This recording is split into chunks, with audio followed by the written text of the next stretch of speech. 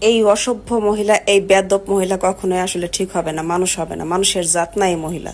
এই মহিলার মানে পরিবারে একদম অশিক্ষিত, অভদ্র, এর মধ্যে কোনো ভুল নাই। এই মহিলা আল্লাহ জানে কোত্থেকে উঠে এসে, অশিক্ষিত মহিলা, গাইয়া মহিলা।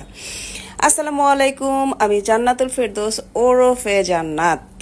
আচ্ছা, ঠিক আছে। তো এই যে এই সমস্ত কথাবার্তা আপনারা বলেন, তাতে আসলে আমি মানে মাঝে মধ্যে না, আমি আপনাদের কথাবার্তা শুনে হাসি আর চিন্তা করি যে আপনারা কোন জায়গা থেকে আসলে উঠে আসছেন, কোন বোকার স্বর্গতে আপনারা বসবাস করেন। আমি আসলে বুঝি না আপনাদের বিষয়গুলো। যাই হোক, আমার এত বোঝার দরকার নেই। আমি আসলে মানুষের কথা এত বুঝতে চাই না, কারণ মানুষের কথায় নিজের মস্তিষ্ককে খাটাইয়া আসলে আমি চাই না যে আমার মস্তিষ্ক ক্ষয় হোক। কারণ কাজ করলে যেমন হাত পা মানে ক্ষয় হয়, বেশি স্ট্রেস নিলে মাথাও ক্ষয় হয়, মাথার মস্তিষ্কও ক্ষয় হয়। তো দরকার কি বাবা আমার এত মস্তিষ্ক ক্ষয় করার অযথা?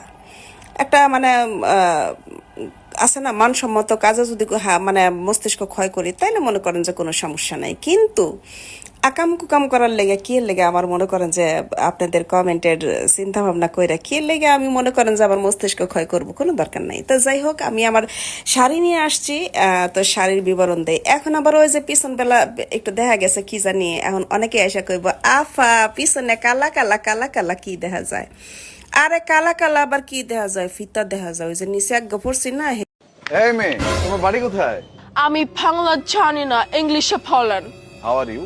গাজীপুর।